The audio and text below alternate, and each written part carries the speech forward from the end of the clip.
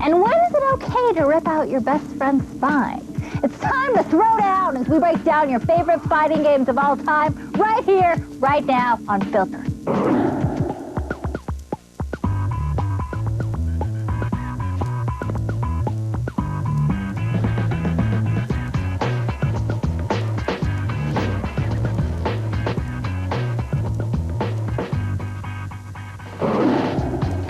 I'm Diane Mizoda, and welcome to Filter. A hand-picked top 10 video game countdown is voted on by you, the viewer, at g4tv.com. Between all the pressures and distractions which build up over the daily rigmarole that we call life, people have to find a good way to take the edge off. For some folks, that comes by way of meditation, others use exercise.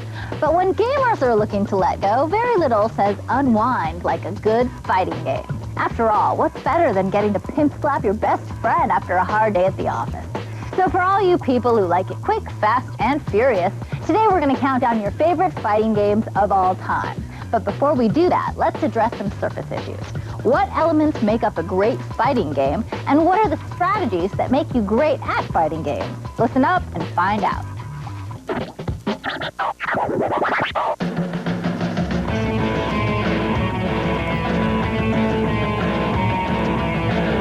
I think good fighting games are easy to play, they're fun to play, but also reward people who put a lot of time into learning the moves and learning the techniques. The gameplay has to be really perfect in a fighting game. I think it's very, very important that the response time is very fast. It has to be super fast.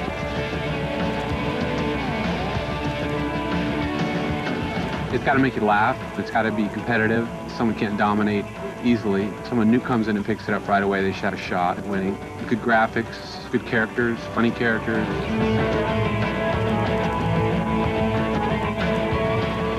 I'm a button masher.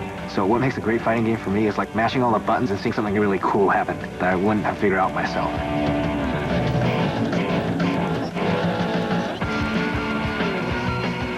My number one strategy that I love to do is kind of circle around my player, keep distance so that they're not able to strike you easily. It makes it fun, and I think it's really successful when you're able to do it and strike at the same time. So I jump this way, kick him in the back, then jump around. Just block and hit, man. Block and hit. Just block and then hit a super move. Pretty much Friday nights when the fellas get together, sit there and go at it. We begin the countdown with a whacked-out game that has character because of the characters.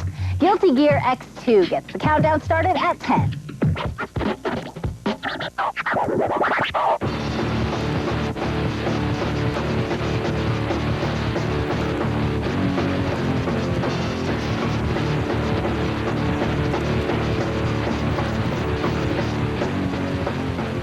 Guilty Gear X2 has a really cool 2D style and some really crazy characters like heavy metal guys playing guitars and things like that. It has that kind of like cool old school anime look. It looks a lot like Street Fighter 2, but obviously this game came out much later than Street Fighter 2, so it's definitely kind of a throwback to the 2D fighting style, and it's got a gorgeous, gorgeous design sense.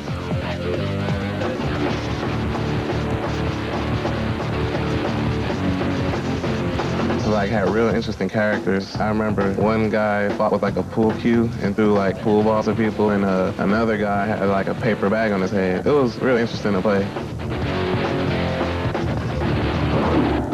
Guilty Gear has the distinction of being the only standalone fighting game to make the countdown. From this point on, every other spot will honor a series. And that begins right here with the Virtua Fighter series in 9th place. Virtua Fighter was the very first 3D fighting game to make it into the arcades and gained popularity with hardcore fans thanks to its incredibly deep gameplay.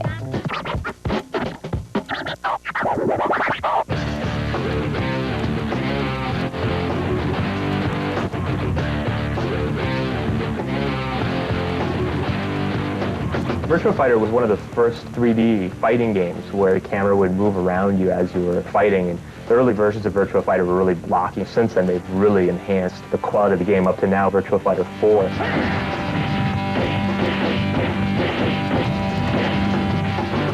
I remember when I first got VF2 on the Sega Saturn, it was really just a groundbreaking, incredible game. The graphics were great, and the gameplay was great, and it really delivered an experience like nothing else up to that point. Virtua Fighter was one of the first 3D games that I really enjoyed. Played it all the way through. Kept playing it for a long time. That was my game. I love that game. Virtua Fighter to me was the Street Fighter for everybody else. Let's keep it in the arcades for another old school classic, the Street Fighter series. Street Fighter 2 kicked off a fighting game revolution in the arcades and gave birth to a set of special moves that even non-fighting game fans have all heard of. Hadouken! The Street Fighter series is number 8.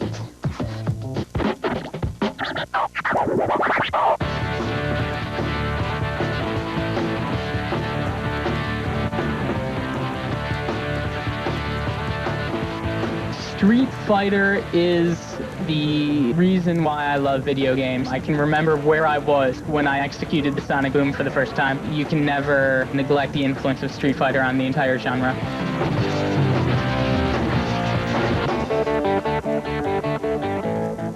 I think that's like the god of all fighting games, like the basis. If you ever play a fighting game or any game period, you probably start with Street Fighter. It's just like the beginning, elementary school for fighting games.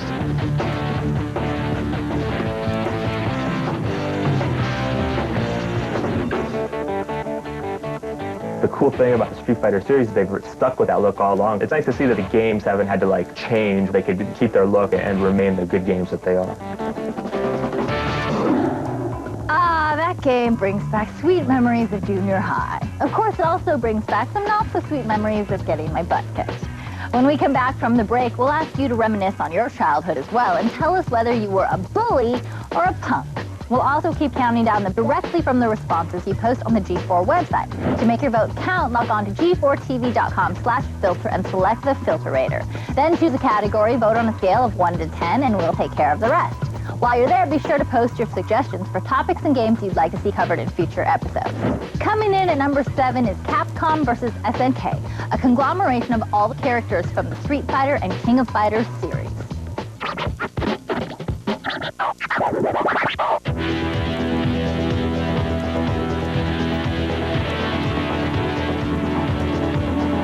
So Capcom versus SNK, it's like a geek's dream where you can like imagine what it would be like to fight some of your favorite characters. This is like the Capcom Street Fighter characters and the King of Fighters games going at it. It's a good mix when you like take good fighters from 2 different genres and throw them in together. That's really cool. I like the fact that you could have like Ryu fighting Terry Bogard, like your favorite characters from 2 different games just pop up together.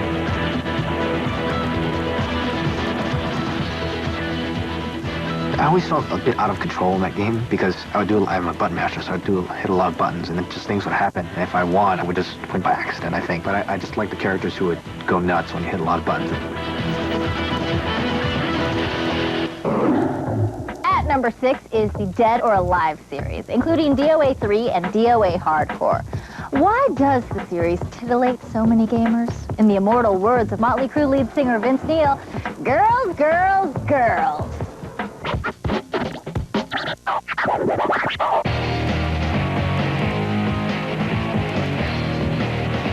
Oh, I love the Dead or Alive series. The 3D action in that game, fast and furious. It was just awesome, you know. The ladies aspect to the side of it was a little bonus. The most notable thing about the Dead or Alive series are the chicks in the games. They're really, really hot, and they had that kind of like jiggling action going on. They are fun games, and they are pretty easy to pick up and fun to play, but the real attraction to those games is start seeing these girls like and just all kind of shaking going on. Oh, number 1, environments. It's spectacular. I remember playing it on my Xbox, having the effect of fighting and falling to different levels in the sky. That was my favorite. The traditional fighting is spectacular. So hopefully they'll make another one. All this talk about fighting games generated some bad memories I'd like to forget. See, I was the kid who got my butt kicked all the time in high school. And how about you? Were you the bully or the punk? Okay, I definitely was not the punk. I definitely wasn't a bully. I don't think I was really the bully or the punk. I think I probably fell somewhere in between. I definitely was one of those persons that was more likely to get their ass whipped than whipping other people's ass. I had a smart mouth, so I guess probably the punk. You know, I was neither. I was kind of the quiet one. I was the one that got picked on more often. I was kind of a dork. I was the bad guy. I would get sucker punched in the hallways and stuff. I got beat up a lot. I was Little Napoleon. I was real short. I talk a lot of trash. I did then when I was little, and I still do now. I didn't drop that. 10 years old when I took the chair and beat the teacher up and got sent to military school, so I was the bully. I was the bad kid. I hung out with some of the bullies and I hung out with some of the punks and learned a little from both. It didn't work out so well for me. We were playing football one day. And the biggest, fattest, ugliest, smelliest kid was picking on us. I was fast, and so I would always get the ball from him, and I would kind of yell at him and laugh at him a little bit. I don't know what happened. Somehow we got into a fist fight. And he finally started chasing me. And he hit me. I kicked him. I like jumped off this little ledge into this woods. And he threw me down the ground. I was kind of stuck there, you know, like completely scratched up. It was just hitting me in the face, which is funny now. It wasn't really so funny back then. Didn't really enjoy high school too much. Good times. Those childhood memories. Personally, I always had a soft spot for all the other punks. After all, nobody likes an intimidator, unless that intimidator happens to be a character from one of the most controversial series of all time, Mortal Kombat. The fatality favorite winds up in 5th.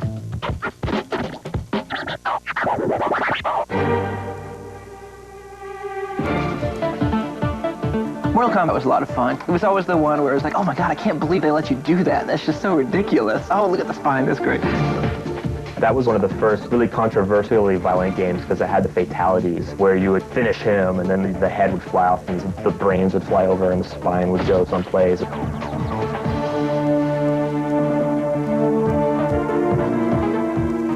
I don't think that the series has really stood up over time. The simplicity of the fighting really isn't a lot of fun next to games like Soul Calibur 2 and Tekken 4. It's just about pulling off long, unwieldy combos, and it's not fun for newbies to play. But the original was really a groundbreaking game, both in what it did and the amount of attention it brought to video games.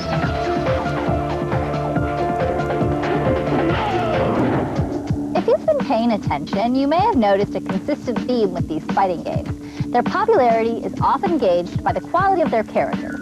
And with that in mind, the series at number 4 was such a home run because it let you choose from characters such as Chun-Li, Wolverine, and Captain America. Combine that with insanely over-the-top special moves, and you have a true smash on your hands. All hail Marvel vs. Capcom, our 4th place finisher.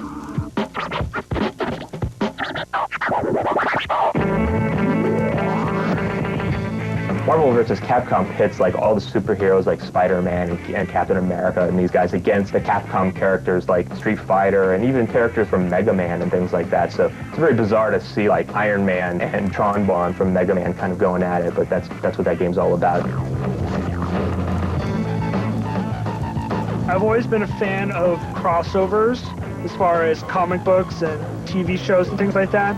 So doing Marvel vs. Capcom, I thought it was a great idea. Since it was based pretty much on how Street Fighter was, it was natural for me to play that. Marvel vs. Capcom, in my opinion, is the best 2D fighting game there is. It delivers so many characters who are different from each other, so much fun gameplay, the power-up attacks and the team attacks. It's a great game, and it never gets old.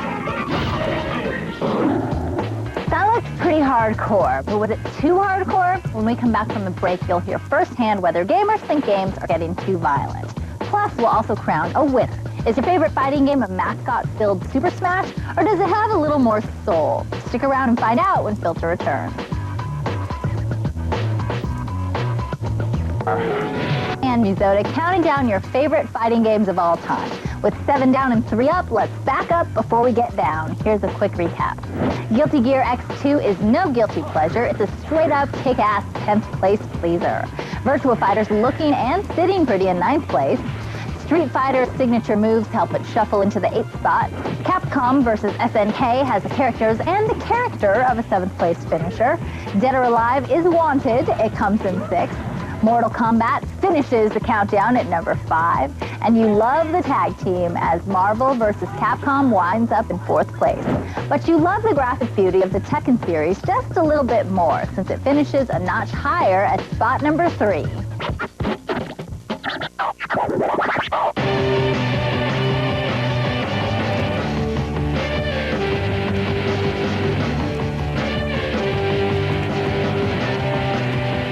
In my opinion, the Tekken series is the #1 series. Lots of characters, a lot of characters open up, and everything they have to do it keeps me into the game, keeps me wanting to go back and play it, and just keep going back to it until everything's accomplished. And then you invite your friends over and whoop their ass.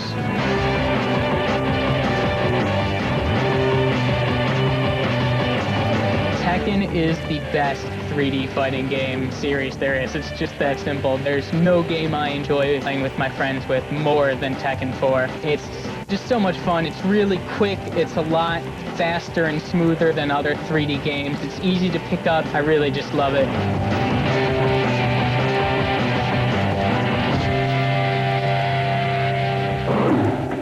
You know, some people think that moves like that and fighting games in general have become a little too violent. How about you?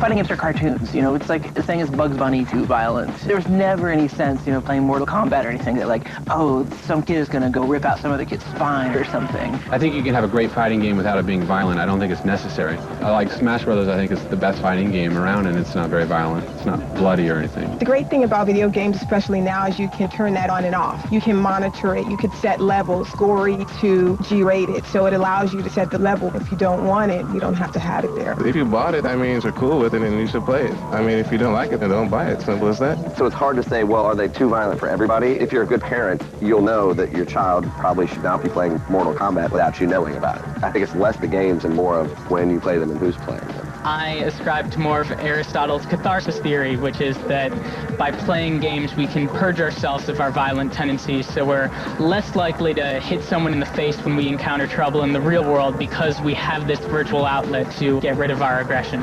It takes those frustrations away from you. You have a bad day, you go home, play a few fighting games, and leave it there. If you can separate the fact that it's, you know, it's not real, it's just a video game. I mean, it's entertainment, like going to the movies or watching television, so I think they're fine where they are. I think our industry has a very good rating system, and I think it's, you know, it's on everyone's part to make sure that the rating system works. Violent or not, people love them and people play them. So let's take a look at the two that people love and play the most, Super Smash Bros. And Soul Calibur. The first lets you duke it out as some of the extremely popular Nintendo characters that have come our way over the years, like Mario, Bowser, and Fox. Plus, you get the opportunity to beat the ever-loving crap out of characters like Pikachu and Jigglypuff, and it's hard to top that. Unless your name is Soul Calibur, this weapons-based fighting series has been described as having the perfect feel, and is one of the few to have received perfect scores across the board from critics and fans alike. And that leaves us with a very important question. Which one do you like? Sounds like it's time for another Filter Face-Off.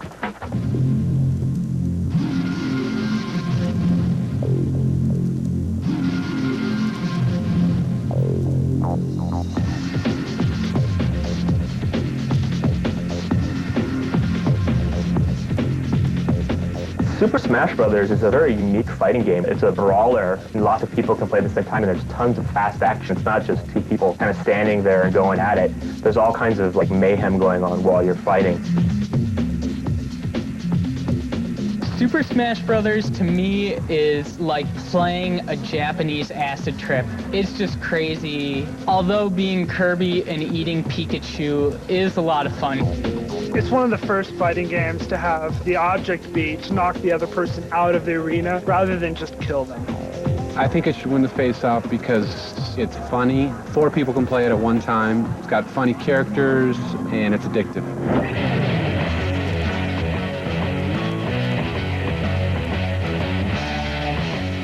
In the Filter Face-Off, it would definitely have to go to Soul Calibur. It's all about the weapons in that game, specifically in the GameCube version, where you can use the Link character, and he can use, like, his sword, he's got bombs, he can use boomerang.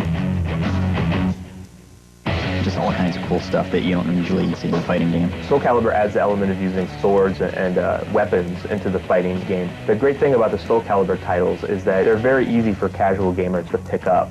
They have a good learning curve, but it's enjoyable for people of all skill levels to play. I think Soul Calibur should take the top spot on the Filter countdown over Smash Brothers because Smash Brothers to me is a party game. Soul Calibur is a very deep fighting game with a lot of complexity to keep coming back for. So, which series is the bigger pugilistic pleaser? The polls are closed, the votes are counted, and your favorite fighting game of all time is Soul Calibur.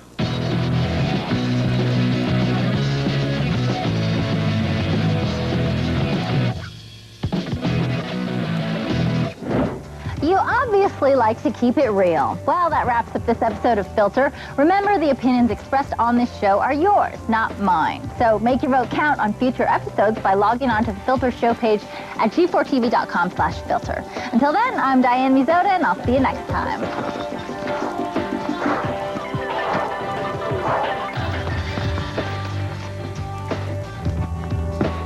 Hayukin! Yeah. What is up, Hayukin! I said when I got my butt kicked in 7th grade after I farted in algebra class. And we are still speeding. Thanks to its incredibly deep gameplay. What does that mean? Apparently, cameraman wasn't listening to director. That's always been a problem. That's the wrong footage in the plasma. Hang on 1 second. Shut up. I'm gonna do my Nick Lachey look. Shut up. Until then, I'm Diane Mizoda, and I'll see you next time.